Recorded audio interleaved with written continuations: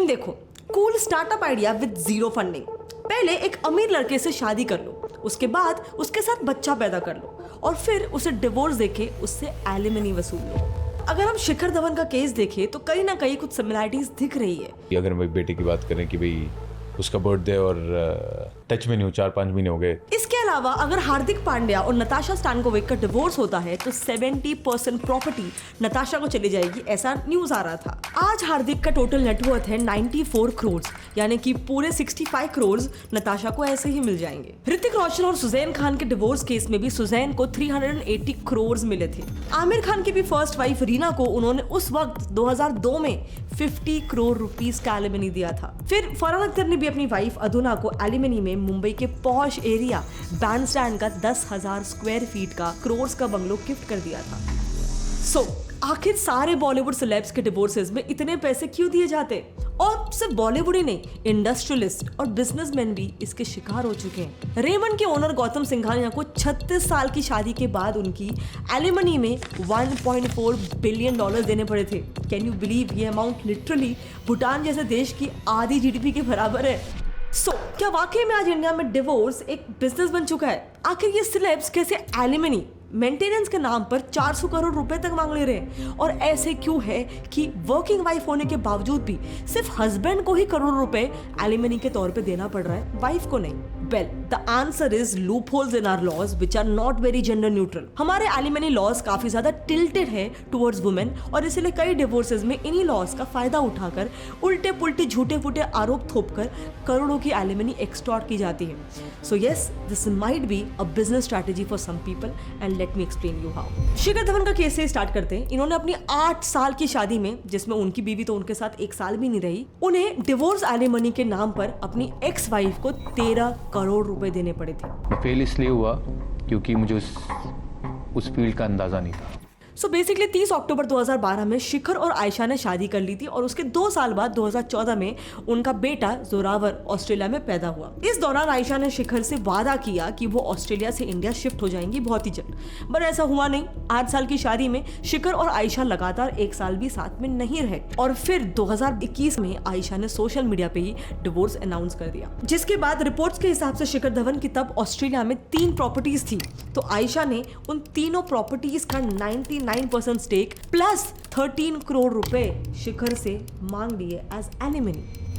सिर्फ इतना ही नहीं, आयशा ने तो एक कदम और आगे बढ़कर बीसीसीआई से लेकर टॉप इंडियन अथॉरिटीज, यहाँ तक कि शिखर के कुछ फ्रेंड्स तक को मेल लिख के शिखर को डिफेम करने की कोशिश की थी, जिसमें उन्होंने उन पे ये एलिगेशंस किए कि आयशा के फर्स्ट हस्बैंड से हुई उसकी जो फर्स्ट डॉटर है ना, उसके बॉयफ्रेंड से पैसे मांगकर आयशा अपना घर चला रही है क्योंकि शिखर उससे पैसे नहीं देता है। ऐसे वियर्ड एलिगेशंस लगाकर उसने शिखर से 8.5 लाख रुपीस हर महीने डिमांड किए, जो शिखर ने पे करना भी शुरू कर दिया था। और बाय द वे, 8.5 लाख रुपए में उसने कोर्ट के सामने अपनी पहली शादी से हुए 2 बेटियों का खर्चा, शिखर के बेटे जोरावर का खर्चा, अपने इंटरनेशनल ट्रिप्स का खर्चा और तो और अपने 3 डॉग्स की ट्रेनिंग तक का खर्चा शिखर से वसूलने की कोशिश की थी। अब मुझे बताओ, शादी के बाद 1 साल भी साथ नहीं रहने के बावजूद, ऑलरेडी अपने प्रीवियस डिवोर्स से, अपने पहले वाले हस्बैंड से उनकी बेटियों के लिए एलिमनी लेने के बावजूद, इवन आयशा खुद एक इंटरनेशनल किक बॉक्सर है तो उसकी भी अच्छी खासी अर्निंग है, इसके बावजूद और हर महीने 8.5 लाख रुपए शिखर से एलिमनी पे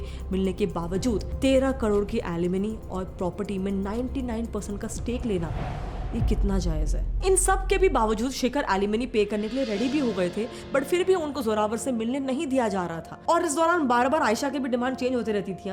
सो इन सब से तंग होकर साल 2023 में शिखर धवन ने दिल्ली फैमिली कोर्ट में एक क्रॉस केस फाइल किया आयशा के अगेंस्ट, और तब मालूम पड़ा कि आयशा ने कुछ लीगल लूपहोल्स का इस्तेमाल किया जो अनफॉर्चुनेटली शिखर धवन के लिए काफी पेनफुल हो गया। बट बिफोर डिस्कसिंग दैट, मुझे आपके साथ मेरा एक पेनफुल एक्सपीरियंस शेयर करना है। सो मुझे ना बचपन में मेटल ब्रेसेस लग चुके हैं and trust me, I know वो प्रोसेस कितना अनकंफर्टेबल होता है। एक तो ये ट्रेडिशनल मेटल ब्रेसेस परमानेंट होते हैं, तो मैं अपना फेवरेट खाना भी नहीं खा पाती थी, प्लस ट्रीटमेंट में 1.5 साल लग गया था और ये दिखने में भी ना इतने अच्छे नहीं लगते हैं। उस समय ऑफ कोर्स इसके ऑल्टरनेटिव्स उतने अवेलेबल नहीं थे, लेकिन अभी अगर आपको अपने टेढ़े मेढ़े दांत सीधे करने हैं या फिर टीथ के गैप्स को फिक्स करना है तो इन ब्रेसेस का एक काफी बेटर ऑल्टरनेटिव है ये टीथ अलाइनर्स बाय तुलसी, जो बिल्कुल ही इनविजिबल होते हैं so that you can smile confidently. इनसे आपका ट्रीटमेंट भी इन कंपैरिजन काफी कंफर्टेबल होता है। सिर्फ 6 से 10 महीने ही लगते हैं और उस दौरान आप इन्हें निकाल के कुछ भी खा पी सकते हो। इन्हें ऑर्डर करने का प्रोसेस भी एकदम सिंपल है। पहले टुत्सी का ऐप डाउनलोड करो, ऑनलाइन फॉर्म फिल करो और एक free 3D teeth scan book कर लो। इसके बाद आप टीथ स्कैन आपके घर पे या फिर टुत्सी के एक्सपीरियंस सेंटर्स पे कहीं पे भी करवा सकते हो। देन कुछ ही दिनों में आपके कस्टमाइज अलाइनर्स बनकर तैयार हो जाएंगे। That's it. और ये सब कुछ अवेलेबल है at prices same as the braces. Toothsi ने 3 लाख से भी ज्यादा स्माइल्स डिजाइन की है, तो रिजल्ट्स गारंटीड है। तो अगर आपके भी दांत टेढ़े मेढ़े हैं या फिर दांतों में गैप्स हैं और आप उसे सीधा करना चाहते हो तो डिस्क्रिप्शन में दिए गए लिंक पर क्लिक करो या फिर टुत्सी का ऐप डाउनलोड करो and book a free teeth scan with Toothsi. Now coming back to Shikhar Dhawan's case, and जब फिर ये पूरा मामला कोर्ट में गया तब कोर्ट ने भी एक्सेप्ट किया कि हाँ, शिखर धवन के साथ काफी ज्यादा मेंटल क्रूएल्टी किया जा रहा था आयशा के द्वारा। और कोर्ट का वर्डिक्ट था कि उन्हीं ग्राउंड्स पे शिखर धवन का डिवोर्स ग्रांट किया जाता है, जिसमें उन्हें आयशा को एलिमनी में अब इसके बाद 1 रुपया भी और देने की कोई जरूरत नहीं है। लेकिन हाँ, शिखर को अपने बेटे जोरावर से मिलने की इजाजत दी जानी चाहिए। बट अगेन आयशा ने जोरावर को शिखर से नहीं मिलने दिया। इसके बावजूद रीजन वही, जोरावर ऑस्ट्रेलियन बॉर्न है तो इंडियन कोर्ट्स का जुरिस्डिक्शन वहां पे लागू नहीं होता है। अब देखो, इस केस में ना आयशा ने बड़े ही smartly Hindu adoption and maintenance act के सेक्शन 18 का बहुत खूबी से मिसयूज किया है, क्योंकि ये एक्ट में क्लियरली मेंशन है कि एक हस्बैंड को वाइफ चाहे साथ में हो या फिर नहीं, उसको मेंटेन यानी उसका खर्चा उठाना है, इट इज कंपलसरी। अब जब वाइफ का पूरा ध्यान रखने की रिस्पॉन्सिबिलिटी सिर्फ हस्बैंड की है तो आयशा ने इसी लॉ का इस्तेमाल करके हर महीने 8.5 लाख रुपए शिखर से वसूले। लेकिन सिर्फ क्रूएल्टी ही हर डिवोर्स का रीजन नहीं है। कई बार फीमेल्स डोमेस्टिक वायलेंस जैसे लॉस को भी पैसों के लिए मिसयूज करती है, जैसे इंडियन क्रिकेटर मोहम्मद शमी का केस में हुआ था। रिपोर्ट्स के हिसाब से शमी की वाइफ हसीन जहान ने साल 2018 में उनके और शमी के घर वालों पे डोमेस्टिक वायलेंस का केस डाला और हर महीने 10 लाख रुपए एलिमनी की डिमांड रख दी। और वो यहाँ भी नहीं रुकी, उन्होंने तो अपने केस को और स्ट्रॉन्ग करने के लिए शमी पे एडल्ट्री यानी कि अफेयर, डाउरी और मैच फिक्सिंग के तक सीरियस आरोप लगा दिए। इससे ऑफकोर्स शमी की बदनामी तो हुई, लेकिन उसी दौरान शमी यूएसए में एक मैच खेलने जा रहे थे और उनका वीजा ही इसके वजह से रिजेक्ट हो गया। और फिर इसके 8 साल बाद अभी इसी साल 2024 में शमी को जस्टिस मिला। कोलकाता हाईकोर्ट ने क्लियरली वर्डिक्ट दिया कि मोहम्मद शमी को अपनी वाइफ को 10 लाख रुपए देने की जरूरत नहीं है, वो उसे एलिमनी में सिर्फ 1,30,000 रुपीज ही देना चाहिए। और कोर्ट ने यह भी रूल किया कि उसकी वाइफ ने अफेयर, डाउरी, मैच फिक्सिंग और डोमेस्टिक वायलेंस के जितने भी चार्जेस लगाए थे, जो भी शमी पे लगाए थे, वो सब फेक थे, छूटे थे। नाउ अगर आपने यहाँ भी ध्यान से देखा तो शमी के केस में उनकी वाइफ हसीन जहान ने 2 सेक्शंस को मिसयूज किया। पहला, डोमेस्टिक वायलेंस एक्ट 2005 का सेक्शन 3, जिस एक्ट के मुताबिक वायलेंस को एक बहुत ही बड़ा ब्रॉडर टर्म दिया गया। जैसे फॉर एग्जांपल, अगर कोई पति अपनी वाइफ से एक ऊंची आवाज में भी बात कर ले तो उसे डोमेस्टिक वायलेंस में गिना जा सकता है और इसी बेसिस पे वाइफ केस भी कर सकती है। अब इसके बाद ये हस्बैंड की जिम्मेदारी बनती है कि वो अपने आप को इनोसेंट प्रूफ करके दिखाए कि मैंने कोई डोमेस्टिक वायलेंस नहीं किया है। दूसरा, आईपीसी सेक्शन 498A डाउरी। ये केस तो लड़की लड़के के पूरे फैमिली पे तक लगा सकती है, जिससे उसकी पूरी फैमिली जेल तक जा सकती है। अगेन, अब उस बंदे और उसकी फैमिली को प्रूव करना है कि उन्होंने डावरी नहीं ली है। अब क्योंकि ये दोनों भी लॉज काफी ज्यादा टिल्टेड है टुवर्ड्स वुमेन, इसीलिए मैक्सिमम डिवोर्सेस जिसमें हेवी एलिमनी एक्सटॉर्ट किया जाता है, उसमें इन दोनों लॉज का भर के मिसयूज होता है। और ये बात खुद सुप्रीम कोर्ट तक बोल चुकी है। कितने केसेस में तो ऐसा देखा गया है कि लड़की म्यूचुअली डिवोर्स होने के बाद रियलाइज करती है कि अरे इस डिवोर्स से तो झूठा केस करके मैं लाखों रुपए कमा सकती हूँ। जैसे for example Reema Gupta versus Anil Kumar Gupta case और गौरव मेहता वर्सेस अनामिका चोपड़ा केस। इन दोनों भी केसेस में सेम हुआ था। शुरू में वाइफ ने म्यूचुअल कंसेंट के साथ डिवोर्स ले लिया था, पर बाद में एलिमनी मांगने के लिए उन्होंने डावरी और डोमेस्टिक वायलेंस के एक्ट के तहत केस कर दिया। And now the most shocking part, official data के हिसाब से इंडिया में इन दोनों एक्ट्स के अंडर फाइल होने वाले 85% केसेस फेक होते हैं, झूठे होते हैं। 85%, can you believe that? Actually काफी डिवोर्सेस के केस में ज्यादा से ज्यादा एलिमनी एक्सटॉर्ट करने के लिए इन लॉज का इस्तेमाल किया जाता है, क्योंकि इससे 4 एडवांटेजेस होते हैं। पहला, इन लॉज को ग्राउंड फॉर डिवोर्स माना जाता है, जिससे अर्ली डिवोर्स मिलता है। मतलब अगर हस्बैंड डिवोर्स नहीं देना चाहता तो वायलेंस, डाउरी, ये सारे क्लॉजेस जोड़कर डिवोर्स जल्दी मिल जाता है। दूसरा, इस लॉ से चाइल्ड कस्टडी भी इजीली मिलती है, क्योंकि कोर्ट एक अब्यूसिव पेरेंट के पास बच्चा नहीं सौंपना चाहता। तीसरा, मोस्टली आजकल स्पेशली सिटीज वगैरह में हस्बैंड और वाइफ की जॉइंट प्रॉपर्टी होती है, ऐसे क्लॉसेस ऐड करके विक्टिम को प्रॉपर्टी में ज्यादा बड़ा शेयर मिलता है। और चौथा, जैसे हमने देखा बाकी सारे केसेस में, इससे एलिमनी का पैसा भी ज्यादा मिलता है हस्बैंड से। इनफैक्ट रेमंड के केस में गौतम सिंघानिया के साथ भी सेम हुआ था।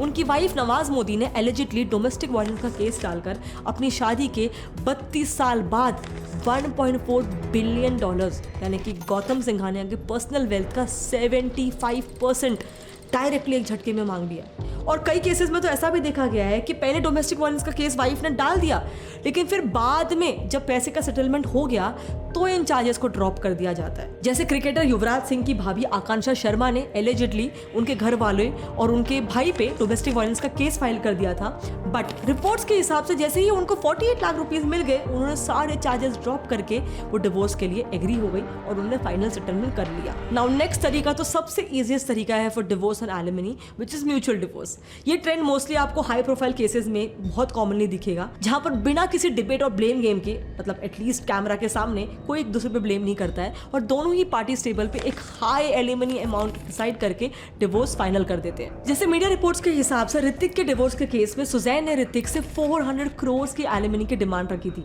पर आखिर में दोनों कपल्स ने 380 करोड़ में म्यूचुअली डिवोर्स एक्सेप्ट कर लिया। मोस्टली सेलिब्रिटीज में आप कॉमन देखोगे, क्योंकि उनको पता है कि अगर ये सारी बातें मीडिया के सामने आएगी तो उन्हें एक नेगेटिव पब्लिसिटी मिलेगी। बट ऐसे केसेस में क्योंकि एक म्यूचुअल डिवोर्स होता है तो ये काफी फास्टेस्ट रूट है डिवोर्स करने का। एंड बहुत बार इन डिवोर्स केसेस में एलिमनी या फिर सेटलमेंट का अमाउंट तक डिस्क्लोज नहीं किया जाता, जैसे कि आमिर खान और किरण राव, अरबाज और मलाइका जैसे केसेस में अमाउंट डिस्क्लोज नहीं किया गया था। पर मेजर सवाल तो सबको यही होगा कि ये अमाउंट कैसे डिसाइड होता होगा। सो देखो, इंडिया में हिंदू मैरिज एक्ट के सेक्शन 25 के अंडर एलिमनी 2 फॉर्म्स में दी जाती है। एक मेंटेनेंस, जिसमें एक स्पेसिफिक अमाउंट हर महीना दिया जाता है, और दूसरा वन टाइम सेटलमेंट एलिमनी, जिसमें एक लमसम अमाउंट एक ही बार दे दिया जाता है। अब यहाँ पर एक बात नोटिस करने वाली ये है कि सेक्शन 25 में एक्सप्लिसिटली ये मेंशन है कि वाइफ और हस्बैंड दोनों भी एलिमनी के लिए एलिजिबल हो सकते हैं। यस, डिवोर्स में हस्बैंड्स को भी एलिमनी मिल सकती है, लेकिन ये यूजुअली वैसे केसेस में होती है जब हस्बैंड काफी ज्यादा नीडी हो और वो खुद से पैसे नहीं कमा सकता। फॉर एन एग्जांपल, 2014 में महाराष्ट्र के नांदेड़ में एक केस हुआ था जिसमें वाइफ ने हस्बैंड क्रूएल्टी का रीजन देके डिवोर्स ले लिया, बट 2 साल बाद हस्बैंड ने मंथली 15,000 रुपए की एलिमनी की डिमांड की। और बॉम्बे हाईकोर्ट ने भी वाइफ को ये ऑर्डर दिया कि जब तक फाइनल ऑर्डर इशू नहीं होते हैं तब तक वो हस्बैंड को 3,000 रुपए पे करेगी, क्योंकि हस्बैंड के पास इनकम का कोई सोर्स नहीं है। सो डेफिनेटली इंडिया में औरतें भी एलिमनी पे करती है हस्बैंड्स को, लेकिन क्योंकि इंडिया में वर्किंग वुमेन पॉपुलेशन कम है, ऐसे केसेस हम लोग को कम देखने को मिलता है जहां पे हस्बैंड नहीं अर्न कर रहा है और लीगली एलिमनी डिजर्व करता है। अब देखो, हिंदू मैरिज एक्ट के अंडर या इंडिया के किसी भी लॉ के अंडर ये मेंशन नहीं है कि किसको कितनी एलिमनी मिलनी चाहिए। ये बात हर court case to case basis पर डिसाइड करता है, लेकिन हाँ, कितनी एलिमनी किसको मिलेगी, सुप्रीम कोर्ट ऑफ इंडिया ने इसके लिए कुछ स्टैंडर्ड सेट किए हुए। पहला, अगर एलिमनी मंथली या फिर पीरियोडिक बेसिस पर डिसाइड होती है तो सुप्रीम कोर्ट ने कहा है कि अर्निंग स्पाउस के मंथली सैलरी का कम से कम 25% पे को दिया जाना चाहिए। दूसरा, लमसम एलिमनी यानी कि वन टाइम सेटलमेंट के लिए कोई ऐसा बेंचमार्क नहीं है, लेकिन जनरली ये अमाउंट नेट इनकम का उस पर्सन के 1/3 या फिर 1/5 तक होता है, इंक्लूडिंग फाइनेंशियल एसेट्स जैसे कि प्रॉपर्टी एंड ज्वेलरी वगैरह। नाउ सुप्रीम कोर्ट के स्टैंडर्ड्स के अलावा भी कुछ फैक्टर्स हैं जिन पर जजेस एलिमनी की अमाउंट को डिसाइड करते हैं। ये फैक्टर्स वेरिएबल होते हैं, इसलिए इनके अकॉर्डिंग कोई सेट गाइडलाइंस नहीं बन सकती है। जैसे कि नंबर 1 एज, एजुकेशनल क्वालिफिकेशन और health conditions. Number 2 liabilities on the pair, यानी अगर हस्बैंड पे कर रहा है तो उस हस्बैंड पे कितने लाइबिलिटीज है। Number 3 duration of marriage and number 4 child support. So majorly यही सब फैक्टर्स और स्टैंडर्ड्स एलिमनी डिसाइड करते वक्त ध्यान में रखे जाते हैं ताकि फेयर और जस्ट डिसीजन दिया जा सके। बट अनफॉर्चुनेटली हर बार ये फेयर एंड जस्ट नहीं हो पाता है। अमीरों के केस में तो हमने देखा कि कैसे इस प्रोविजन को कुछ लोग मिसयूज कर रहे हैं, बट आम लोगों में ये मिसयूज और भी बदतर है। मदुराई में काफी वियर्ड केस देखने मिला। सिल्वरंजन नाम के एक बंदे ने अपनी वाइफ से डिवोर्स लिया, लेकिन उसके बाद सिल्वरंजन को कहा गया कि उसे 10,000 रुपए रेंटल, 10,000 रुपए मेंटेनेंस और 50,000 रुपए कॉम्पेंसेशन और डाउरी वापस करना है अपनी वाइफ को। इस ऑर्डर के अगेंस्ट जब उन्होंने हाईकोर्ट में अपील किया कि क्योंकि वो जॉबलेस है तो वो इतना अमाउंट नहीं दे सकते अपनी वाइफ को, तब कोर्ट ने उससे कहा अगर जॉब नहीं है तो कूली बन जाओ या भीख मांगो, पर बीवी को एलिमनी देनी पड़ेगी। महाराष्ट्र में एक और एक वियर्ड केस था। जलगांव में गोरख काकड़े नाम के एक आदमी ने किडनी फेलियर की वजह से वाइफ को 3 महीने तक 3,000 रुपए की मंथली एलिमनी वो नहीं दे पाया। उससे पहले वो दे रहा था। इस बात के लिए उसकी वाइफ ने कोर्ट में कंप्लेंट की और उसे 11 महीने के लिए जेल हो गई। लेकिन क्योंकि गोरख जेल में डायलिसिस नहीं करवा पा रहा था, उसकी वहीं पे जेल में मौत हो गई।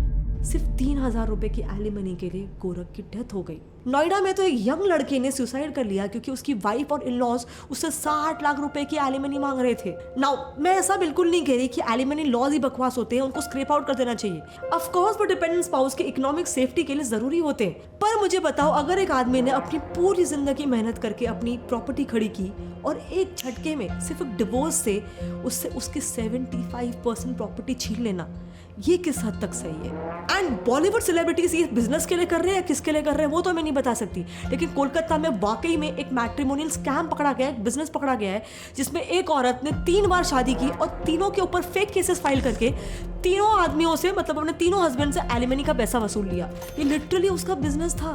मतलब ये चल क्या रहा है? That definitely needs to be better laws, better gender neutral laws, ताकि इंडिया में किसी भी मर्द को सिर्फ मर्द होने के लिए सजा ना मिल सके।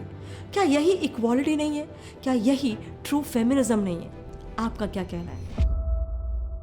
एंड हाँ, जाने से पहले make sure to download Toothsi app for their invisible teeth aligner. ये टीथ अलाइनर्स मेटल ब्रेसेस की तरह टेढ़े मेढ़े दांतों को सीधा करते हैं and gives you a confident smile. So click on the link in the description and book your free 3D teeth scan with Tutsi.